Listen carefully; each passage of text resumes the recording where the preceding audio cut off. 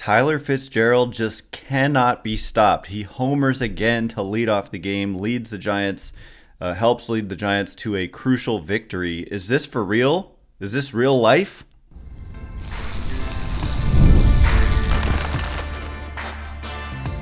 You are Locked On Giants, your daily San Francisco Giants podcast. Part of the Locked On Podcast Network, your team every day.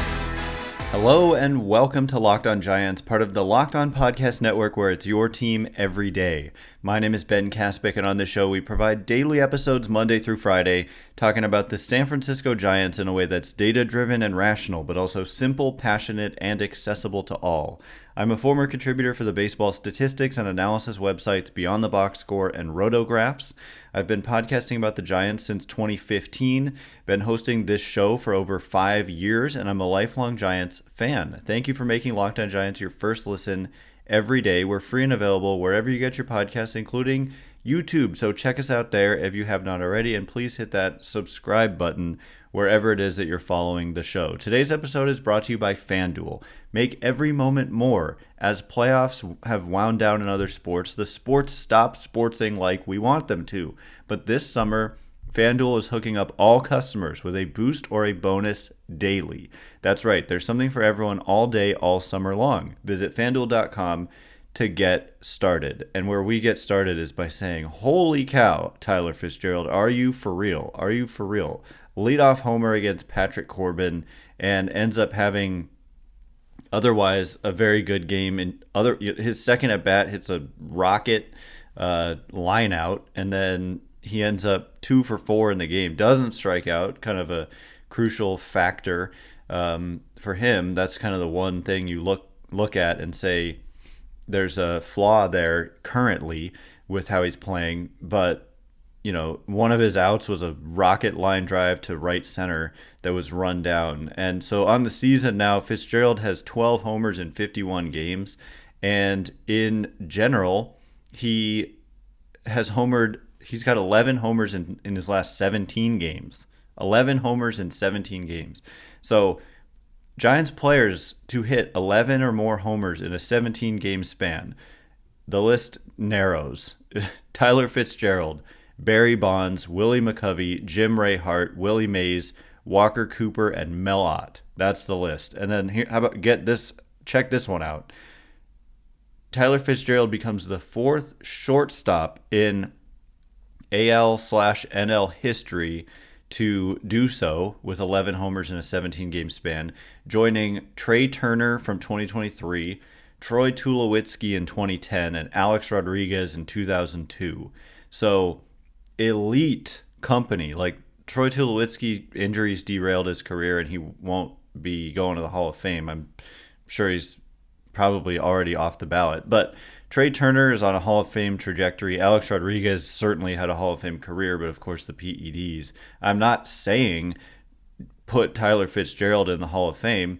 That's Bob Melvin, who said after the game, literally, quote, he's going to be in the Hall of Fame if he continues at this pace.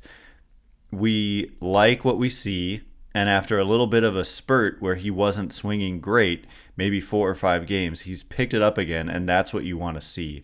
And I agree with him on that second part. The first part is, I think, very clearly tongue-in-cheek. Like, yeah, if he continues at this pace, he'll be in the Hall of Fame, but he's not. Like, let's not read into that too much and think that Bob Melvin is saying that this looks like a Hall of Fame player. I think it's way, way too early to say anything like that. Plus, he's already 26, Fitzgerald, and so that's kind of old to start a career that we're getting way ahead of ourselves with any kind of that talk. The question is, can he sustain even being a major leaguer for multiple seasons? And trending towards yes, based on what we're seeing. Logan Webb, the starting pitcher last night, said he's been pretty fun to watch. It's not just at the plate. He's been doing it all over, every game on defense too. He's diving for balls, making every play. It's just the whole thing. I'm just excited for him.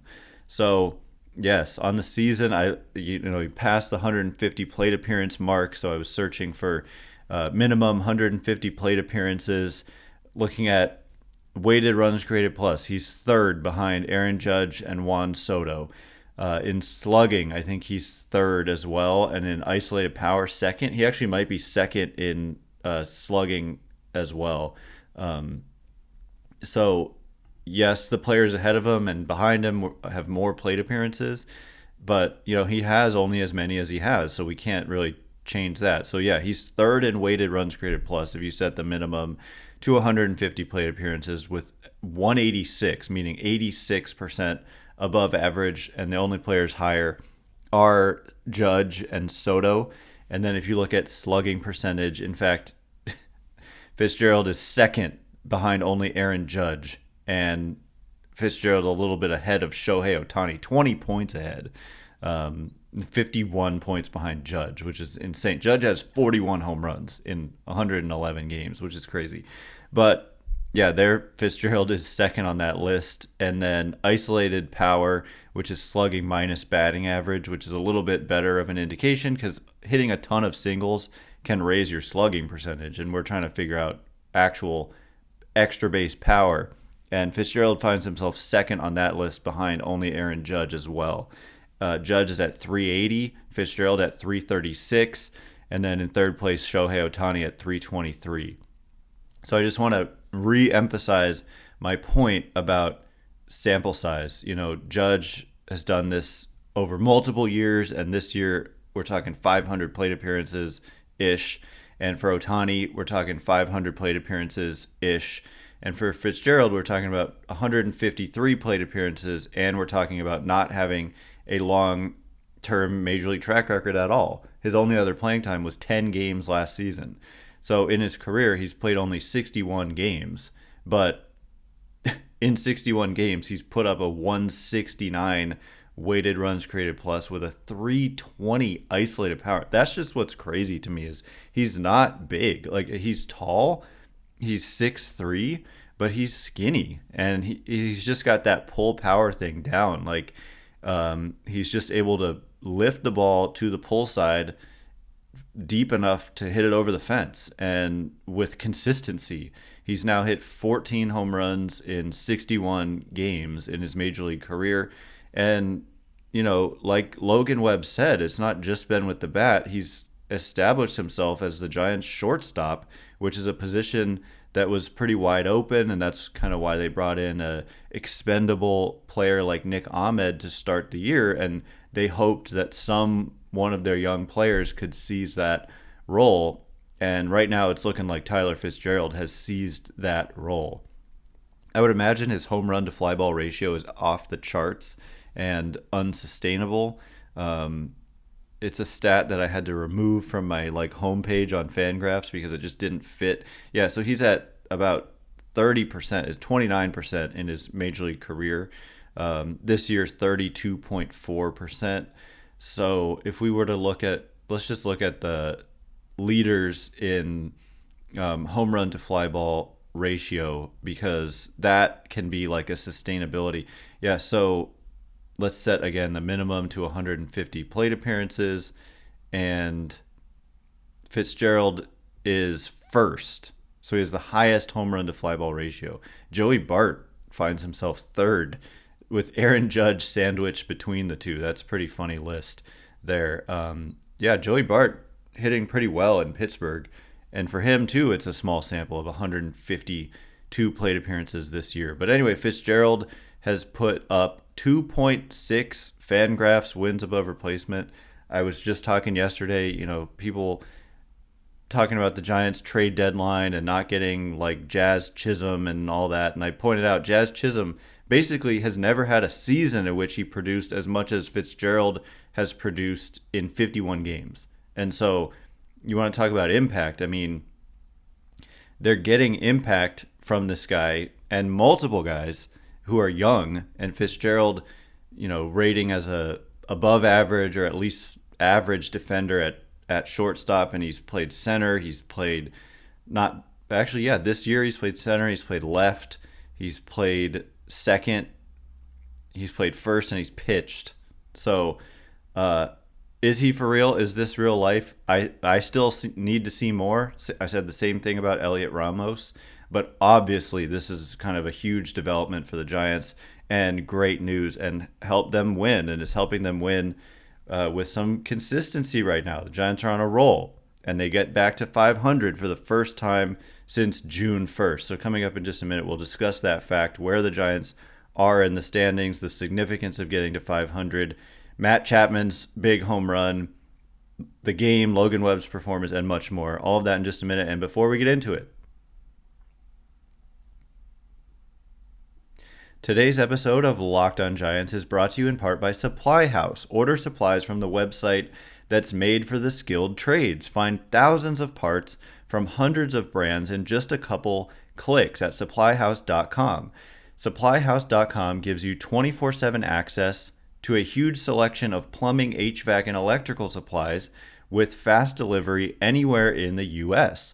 Need help with an order? Get industry-leading after-sales service from their friendly and knowledgeable customer support team, and talk to a real person every time. And there's great news for plumbers, technicians, and contractors. Being a pro has its perks. Trade industry professionals can join their free TradeMaster program for free shipping and serious discounts on every order. Over 100,000 pros already trust the TradeMaster program to deliver results. Apply for your membership today and get a competitive edge on every order at supplyhouse.com/TM. Save money and time when you order online. Order plumbing, HVAC, and electrical supplies from supplyhouse.com. Real people, real service.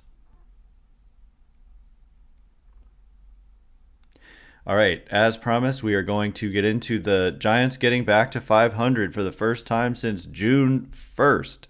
Thanks again for making Locked on Giants your first listen every day.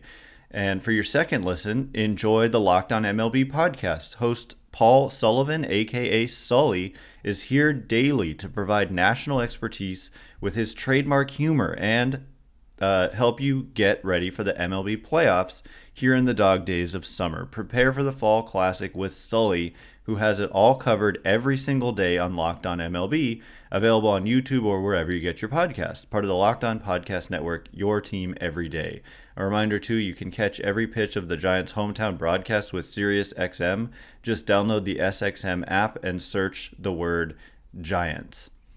And so, more from this game and the Giants' record and the significance of getting to 500 and all of that. So they get to 500 with this win, and now it essentially becomes a 3-game series in Washington, D.C. against an inferior team. The Nationals are 51-62, and Giants are 57-57, and you've got Blake Snell pitching one of the games, and then your two youngsters, Hayden Birdsong, going today, and then Kyle Harrison going in the finale.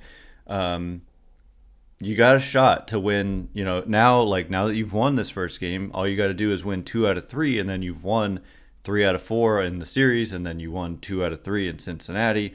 So if you're able to do that, that's 5-2 on the road trip, which would just be a very successful road trip, and the Giants would be a game over 500 coming back home to play the Tigers and the Braves, and then it's not even really a road trip where they go to Oakland, and then they play the White Sox at home, and the White Sox are in the midst of, they've just tied the record for the longest losing streak in American League history at 21, and so hopefully the White Sox don't turn it around and get hot. They're bad, but yeah, they're coming to town, and it's right after the A's. So, and that's basically a super long homestand, because Oakland doesn't really count as a road trip, and that's the only road games in that. It's almost 2 weeks at home after this road trip. So this is the stretch where they need to take advantage, and so far they have at 57-57 now. So more from the game a little bit, in that I just wanted to relay that, Logan Webb, it was a little bit of a weird start for him. He was absolutely dominant early on, but then he kind of labored as the game went on, and started having issues with command and walked some guys, walked 3, ended up not being able to finish the 6th inning, committed a balk that was kind of questionable. But overall, it was 5 2/3, 1 earned run allowed. 4 hits, 3 walks, 4 strikeouts, no homers. So it was overall a good start for Logan Webb. Ryan Walker came in and just dominated like he usually does. An inning and a third, 2 strikeouts, no hits, no runs, no walks. Taylor Rogers got into a jam and then got out of it. Well, partially got out of it, and then his brother bailed him out with getting a big out with runners on second and third. And then Doval with a 1-2-3 ninth with 3 strikeouts. So that was great to see from Doval. And then Matt Chapman had a huge 2-out, 3-run homer. Enormous. I mean, this was a 4-1 game. The Tyler Fitzgerald home run, and then, Matt Chapman's 2-out, 3-run homer on I must give details. This was a 67.8 mile an hour slider. And by the way, Chapman hit it 108 miles an hour. And so this is just an aside, but we talk about let the pitcher supply the power. It's kind of a myth. The bat speed has way more to do with how hard you hit it than the pitch speed. So this was a very slow pitch and was hit very hard. And so that just kind of goes to show you it is more about how hard do you swing the bat than how hard is the pitch coming in. And Patrick Corbin was kind of stunned by it. And in the StatCast era, going back to 2015, there have only been 16 homers for which the pitch velocity was less than 68 miles an hour and the exit velocity was greater than 107. And only 4 of those came off of actual pitchers. So the rest were like position players pitching. So it was a pretty rare thing to see a pitch that slow from a real pitcher hit that hard. And it was obviously a huge moment in the game and propelled the Giants, like I said, to a win and a 500 record. I don't want to kind of the bullpen performance in a clutch situation was huge. Giants were unclutch in a couple of situations, which has been an issue lately for sure. But a win is a win is a win, and they're 57-57. The problem is the D-backs at Padres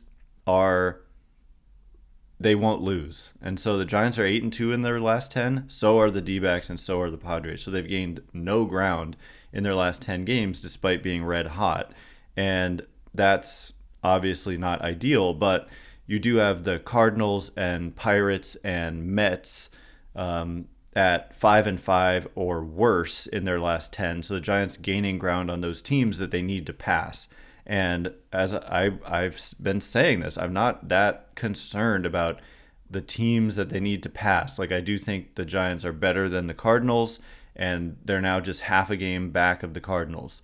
I think they're better than the Pirates. They're now just half a game back of the Pirates. And so literally today, you could pass both of those teams. And so then all of a sudden this, oh my gosh, you've got to pass 4 or 5 teams or whatever, becomes 2.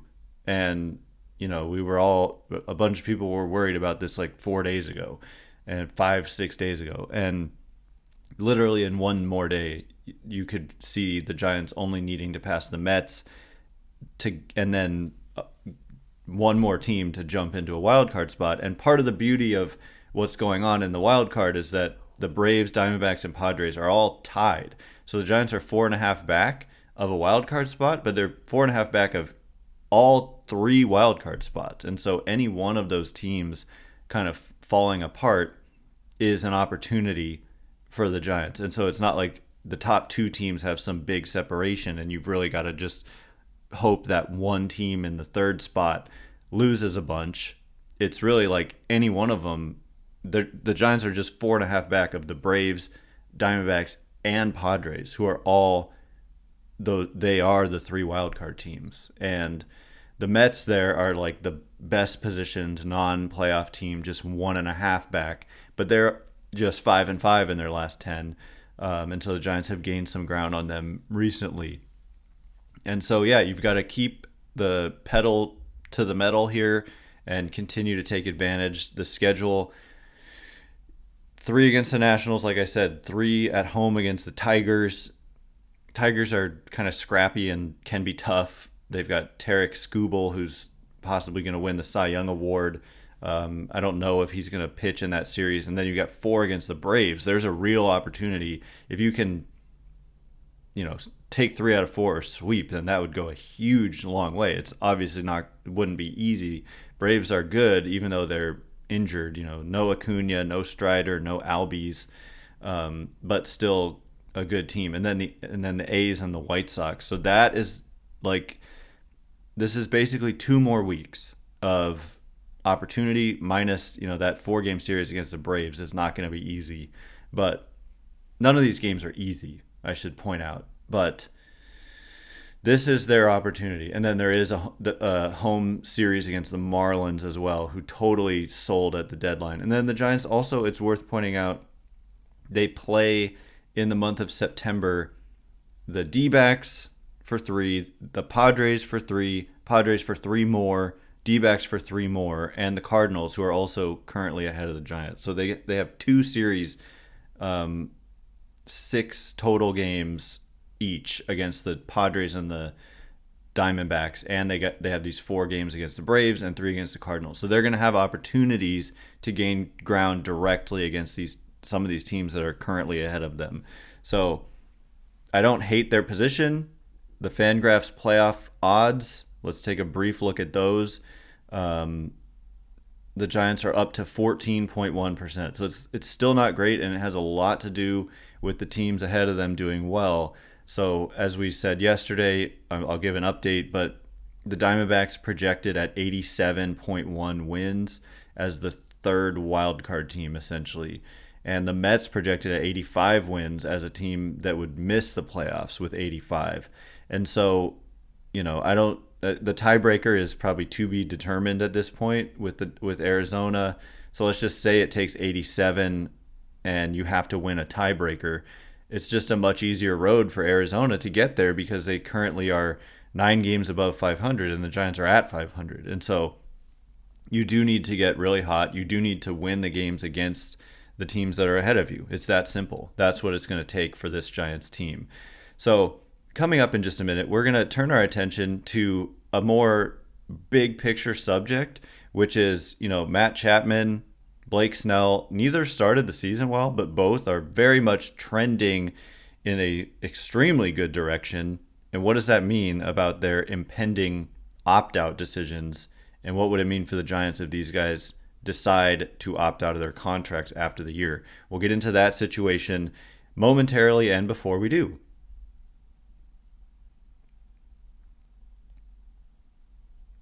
today's episode is brought to you in part by FanDuel. I love sports, as you know. I love them so much, I never want them to stop, which always reminds me of 2020 when they did stop.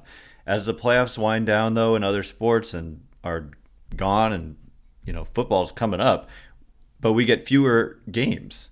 And the sports aren't quite sportsing like I want them to. But FanDuel lets me keep the sports going whenever I want. All I have to do is open up the app and dream up bets anytime I'm in the mood. And this summer, FanDuel is hooking up all customers with a boost or a bonus daily. That's right, there's something for everyone every day all summer long. So head over to FanDuel.com and start making the most of your summer.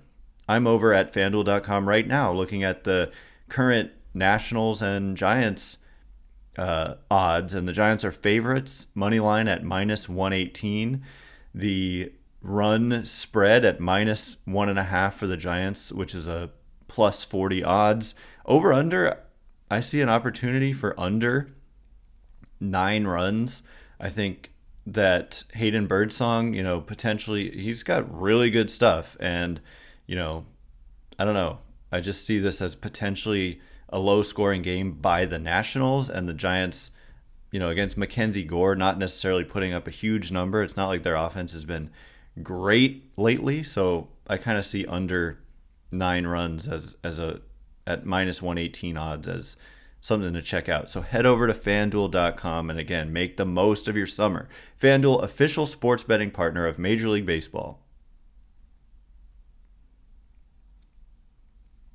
All right, here we go. We're going to get into a more existential question, a more big picture question. I'm probably influenced because I saw on YouTube, didn't watch or listen, but the other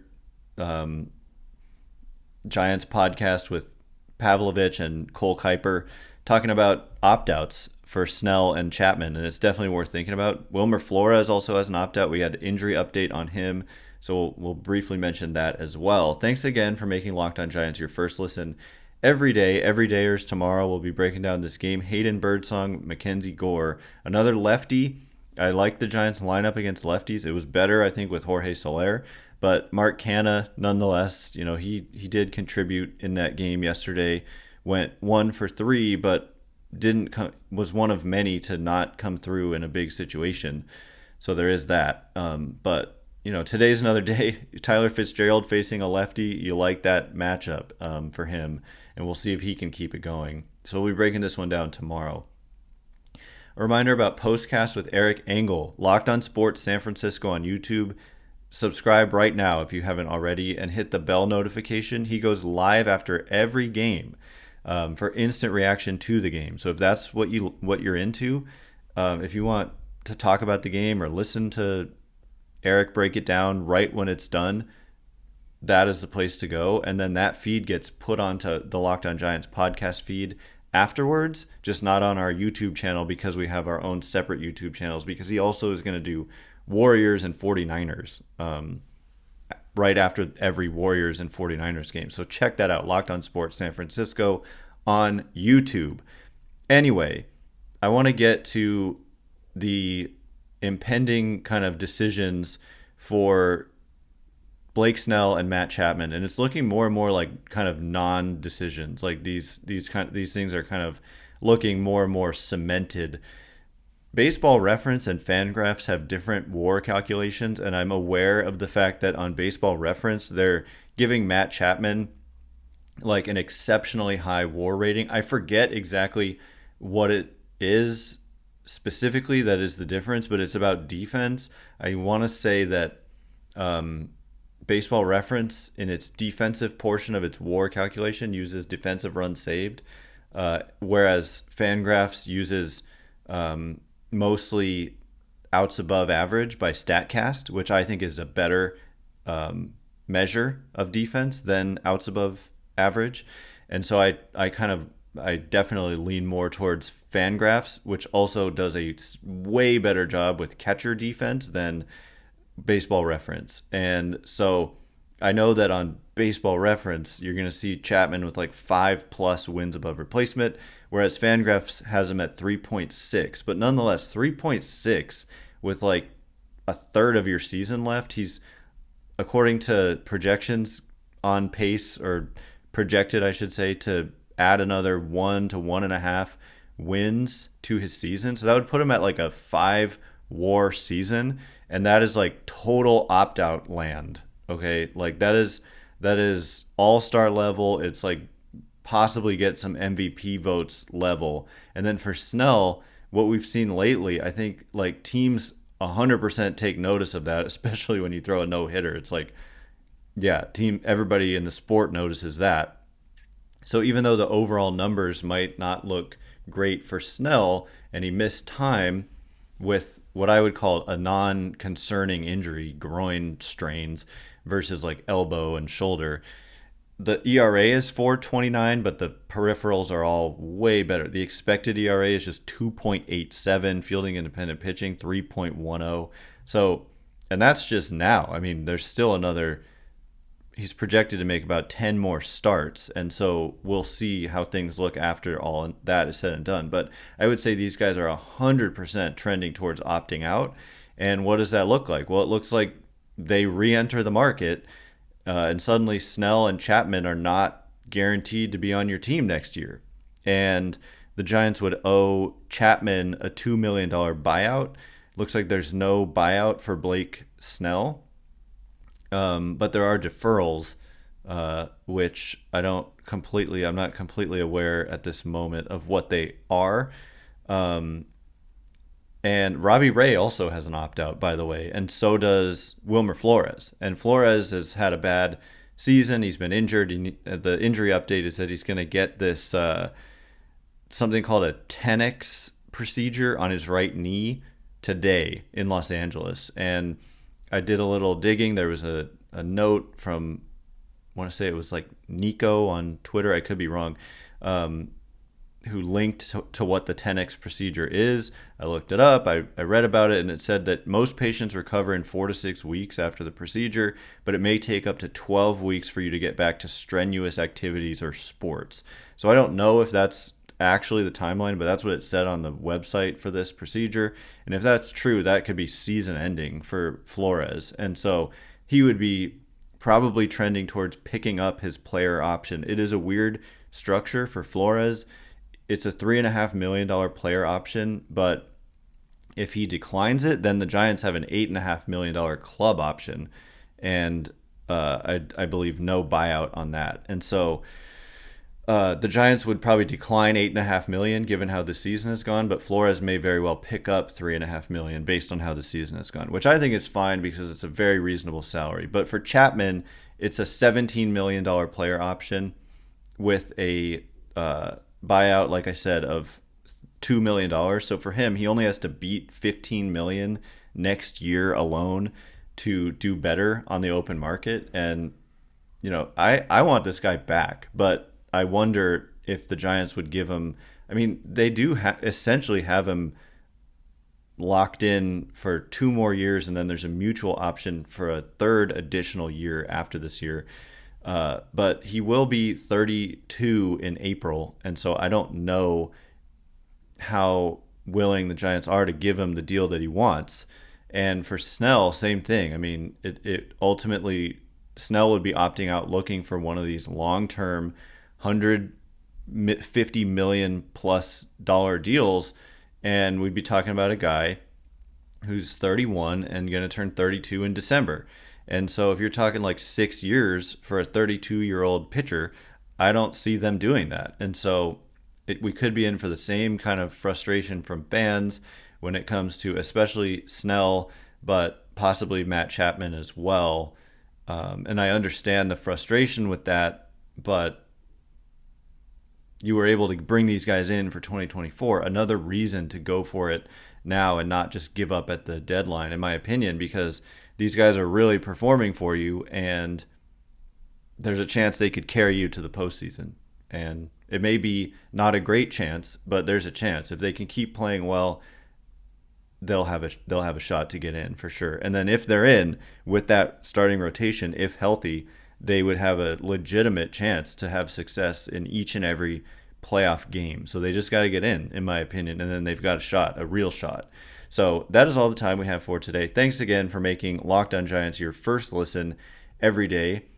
Now go check out the Locked On MLB podcast. Prepare for the Fall Classic with Sully, who has it all covered every single day. You can find the link to Locked On MLB in the description, so you don't even need to search. Part of the Locked On Podcast Network, your team every day. Once again, my name is Ben Kaspick. Check me out on Twitter or X at Ben Kaspick, Kaspick. If you like this show, please consider rating it or leaving a review. It helps me out a lot. So thank you in advance, and thanks to everyone who's done so already. I can't wait to be with you again tomorrow. Hopefully the Giants can keep this thing going, get over 500, and never look back. So thanks again for listening. You are now Locked On Giants.